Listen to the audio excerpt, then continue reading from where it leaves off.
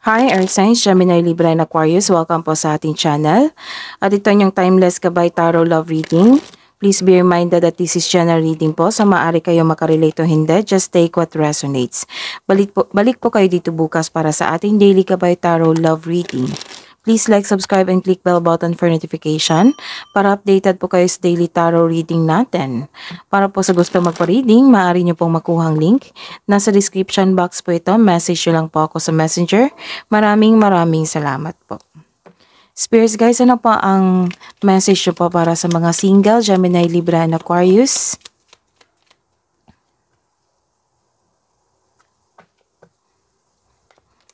You are available, you are ready to mingle, you are flexible na ngayon, and you are recalling the past memories. May magbabalik din na tao na galing sa past nyo. And you are taking time to yourself. Nagkaroon ng self-care, nagkaroon ng beauty application.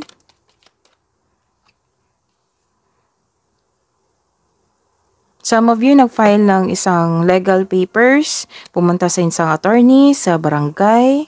Ayun. Sa mga may relasyon po na Gemini, Libra, and Aquarius, ano po yung mensahe niyo po, Spirits Guide?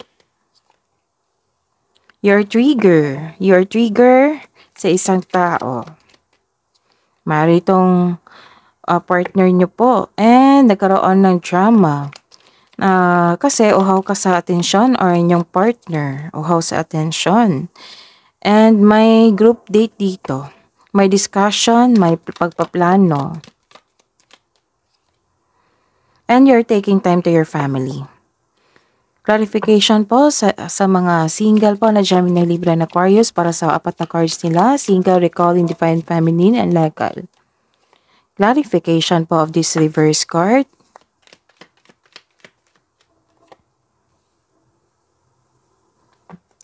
Clarification po sa mga may relasyon, buhay mag-asawa, sa mga may relasyon, couple. Para po kay Gemini, Libra, and Aquarius, Spirits guys, mensahe niyo po.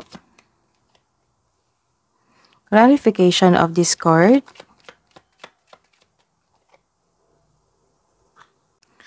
Para sa mga single, you felt unworthy sa inyong sarili. You're creating blockages. May nakita ko ditong may taong nagselos sa inyo or insecure sa inyo. Hindi niya pinapakita ang kanyang true self. Kaya mag-ingat po kayo sa taong ito. Ilan sa inyo nakaramdam ng insecurity o di kaya wala kang time sa inyong sarili. Kaya take time to pamper yourself. This is a confirmation of your third card here. Take time to pamper yourself. So, dapat magkaroon ng isang self-care, ayusin nyo yung sarili nyo, magkaroon ng beauty application. So, take time to yourself, alagaan nyo po ang yung sarili. Sa mga single dyan, this is a reverse card also. May labis na pagmamalabis. May nakita rin akong tao dito na mayabang. May naging arrogante sa achievement mo and recognition mo ngayon. May bossy dito na gusto makuha lahat ang gusto niya. Or hindi kayo satisfied sa completion ng project nyo. Or hindi kayo satisfied sa inyong sarili. Kaya this is the advice na to take care of yourself. Bigyan ng panahon ang inyong sarili. Mag-ayos. So, this card tells you na huwag masyadong gastahin kung anong mga biyayang natanggap mo. Kung i-consider mga biyayang natanggap mo, celebrate it by expressing gratitude and generosity. So, share your blessings. Sa mga may relasyon dyan, sa buhay mag-asawa, sa mga couple natin na Gemini, Libra, and Aquarius, nagkaroon po dito ng isang deception o panlilinlang. Kaya pala may trigger dito and drama. So, nagkaroon ng argument dito. Para sa mga may relasyon, isa sa inyo may lihim o nagsisinungaling sa inyo. This card asks you na ngayon na ang oras para maging tapat at bukas at makipag-usap ng malinaw sa loob ng inyong relasyon. Kaya may discussion dito. Huwag mag-alala kasi may discussion dito pagtatapat para magkaayos kayo kasi may problema kayo dito eh. So, you're taking time to your partner and to your family.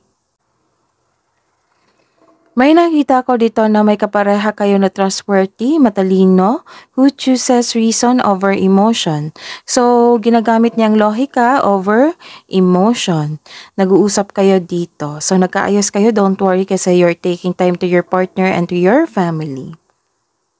Hidden truth, anong iniisip mo, anong iniisip niya? Para po sa mga single, I know I mess up everything. I want to feel that way. Sa mga may relasyon, I regret lying to you. I wish things could be different. Love advice po para sa mga may relasyon. Love advice po para sa mga single. Create your own happiness. And turn lemons into blessings. So, sa mga mapait na alaala na na-encounter nyo ngayon or noon, so turn it into lessons. So, kunin mo lang yung lessons at iwan mo na yung nangyari na. Rekindle. Sa mga may relasyon, rekindle. Every relationship has magical moments that can be rekindled. Feelings. Take time out to explore the deep emotion you are experiencing. Message siya po. Message siya po para sa mga single. My beloved, though we may be physically apart, spiritually, we are always united. For love transcends space and time, nothing is missing. Kasi may ka-date kayo dito eh. It might be this past person. So wait, sa mga may relasyon, wait, don't rush into it. Allow nature to take its course. That is your reading po, Gemini, Libra, and Aquarius. Please like, subscribe, and click bell button for notification para po updated kayo sa daily tarot reading natin. Maraming salamat po.